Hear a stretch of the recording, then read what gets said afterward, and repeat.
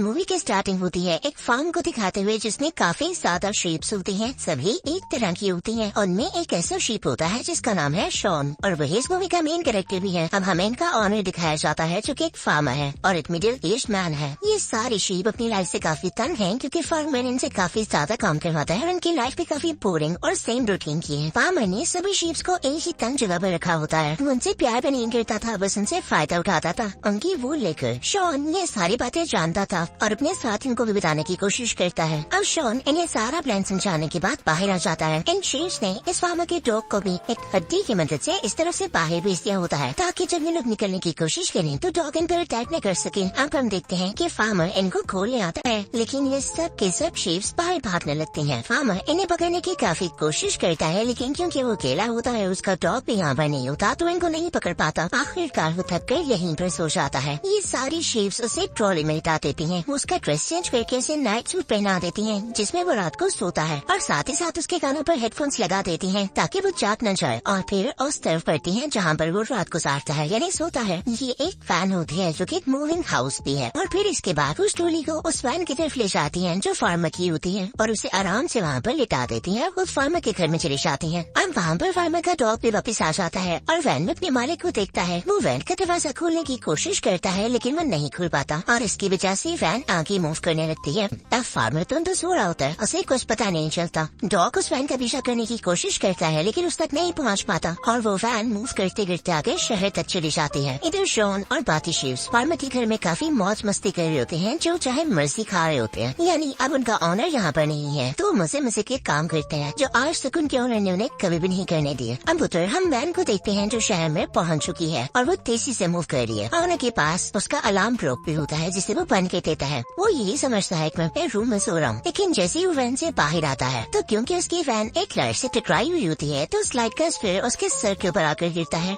जिससे वो बेहोश हो जाता है। वहाँ पर एम्बुलेंस आकर उसे हॉस्पिटल ले जाती है और इतनी देर में उसका डॉग भी वहाँ पर पहुँच चुका था। तब उधर हम फार्मर के घर में देखते हैं कि पहली शीप्स तो बहुत फन कर रही होती हैं लेकिन तभी उन्हें पता चलता है कि उस घर में कुछ पिग्स आ गए हैं। वो पिग्स उन्हें बहुत तंग कर रहे हैं, उनकी हर चीज छेड़ रहे हैं और यहाँ पर इन शीप्स को अपनी गलती का एहसास भी होने लगता है कि किस तरह से इन्होंने अपने ऑनर को दूर भेज दिया। वो उसके कपड़े सुनकर उसे मिस करने लगते हैं। अब यहाँ पर शॉन कहता है कि मैं उनको वापस लाऊंगा। सामने एक बस गुजर रही होती है तो शॉन सबसे कहता है कि मैं इसी बस में शहर जाऊंगा और उनको वापस लेकर आता हूँ। अब वो चुपके से उस बस की सीट के नीचे छुप जाता है। अब जैसे ही शॉन शहर में पहुँचता है तो वो देखता है कि वहाँ पर एक स्ट्रे डॉग है यानी आहारा कुत्ता है जिसे एनिमल कंट्रोल वाले आकर पकड़ लेते हैं। अब शॉन डर जाता है कि कहीं ये मुझे भी न पकड़ लें तो वो छुपने की कोशिश करता है लेकिन तभी वो देखता है कि पिछली बस में और उसके बाकी साथी भी आए हैं यानी जो उसके बाकी साथी शीप थे वो भी पिछली बस में आ चुके हैं। वो उनको इशारा करते हैं कि एनिमल कंट्रोल वालों से बच कर आना। वो बाकी शीप्स को बहुत केयर के साथ बस से उतार लेता है पर इस सब में उनके वो का एक टुकड़ा जमीन पर ही गिर जाता है और जब एनिमल कंट्रोल वाला वहाँ पर आकर देखता है तो उसे पूरा यकीन हो जाता है कि यहाँ पर जरूर कोई न कोई शीप है। अब उसे क्या पता था यहाँ पर तो शीप्स का पूरा ग्रुप है और सारी शीप्स एक शॉप में जाते हैं। वहाँ पर ह्यूमन स्वेटर्स होते हैं यानी इंसानों के पहनने वाले स्वेटर्स, कोट और कपड़े होते हैं और इसकी मदद से वो अपने गेटअप चेंज कर लेती हैं। दो तीन शीप्स के साथ एक ड्रेस पहन लेती हैं और शॉप से ऐसे बाहर निकलती हैं जैसे इंसान हो।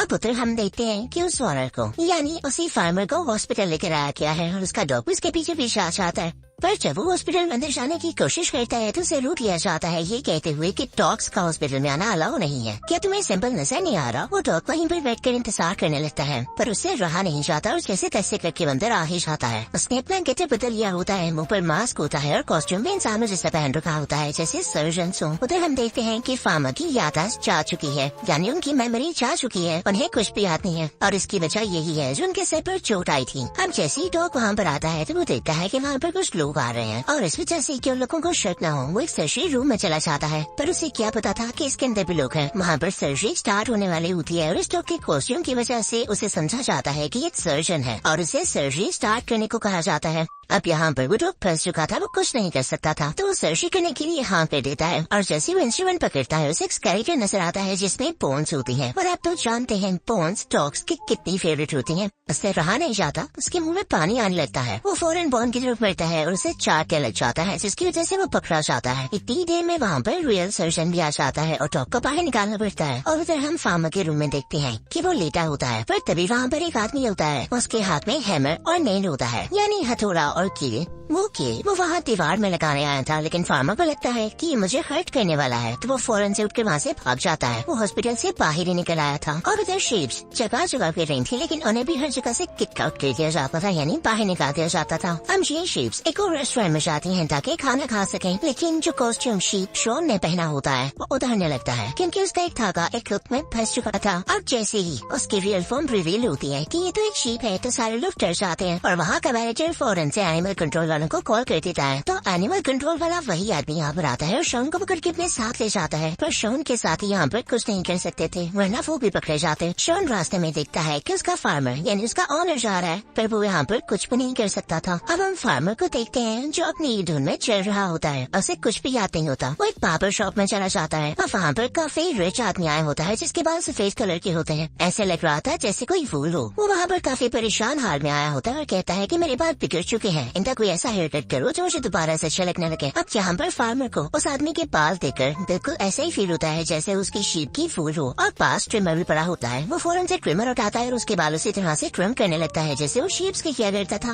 अब बार्बर सैलून का सारा स्टाफ डर जाता है कि कहीं ये रिच आदमी उनकी इंसल्ट न करे कि मेरे बालों का क्या बना दिया है, लेकिन उस आदमी को तो ये हेयर स्टाइल बहुत पसंद आता है, जिसके बदले में मैंने काफी ढेर सारे पैसे देकर जाता है। इस बात की वजह से वो मैनेजमेंट काफी खुश होती है और इस फार्मर को अपने हाथ जॉब पर रख लेती है। उधर हम देखते हैं कि एनिमल कंट्रोल वाले ने शॉन को चेस्पी कंटेनर में बंद किया है, वहाँ पर फार्मर का डॉग भी है। अब दोनों यहाँ पर मिलकर दुखी हो जाते हैं कि उन्हें फार्मर मिल नहीं रहा। वो सोचने लगते हैं कि वो कैसे इस प्रिजन से अपनी जान छुड़ा कर भागेंगे। वो बड़ी चालाकी के साथ वहाँ से एस्केप कर जाते हैं और एनिमल कंट्रोल वाला खुद उस केज में बंद हो जाता है। उधर हम देखते हैं कि उसे रिच मैन ने, जो कि एक इन्फ्लुएंसर था या यूं कह लें कि एक एक्टर था, वो सोशल मीडिया पर अपनी पिक्चर पोस्ट करता है जो हेयर कट वो यहाँ से करवा कर गया है। तो उसके फॉलोअर्स उस हेयर कट को काफी पसंद करने लगते हैं और इस हेयर कट की डिमांड बढ़ने लग जाती है। अब यहाँ पर पूरी दुनिया से लोग इससे कटिंग करवाने आते हैं। फार्मर काफी फेमस होने लगता है। अब क्योंकि उसे कुछ याद नहीं था, इवन अपना नाम भी याद नहीं था, तो लोग जो उसका नाम रखते हैं वो मिस्टर एक्स होता है। वो काफी फेमस हो जाता है, उसके बड़े बड़े पोस्टर्स लग जाते हैं। उधर हम देखते हैं कि शॉन और डॉग वहाँ से वापस तो आ चुके हैं, लेकिन साथ ही साथ उनके साथ और भी शीप्स मिल जाते हैं जो उसी प्रिजन में से उसको बचाने आए थे। वो लोग भी उसका पोस्टर देखते हैं और मुझसे की बात तो ये होती है कि उस पर उसका एड्रेस भी होता है कि ये कहाँ मिलने वाला है। वो सारे काफी खुश हो जाते हैं कि अब हम अपने ऑनर को ढूंढ सकेंगे और उस एड्रेस को फॉलो करते हुए वहाँ जाने लगते हैं।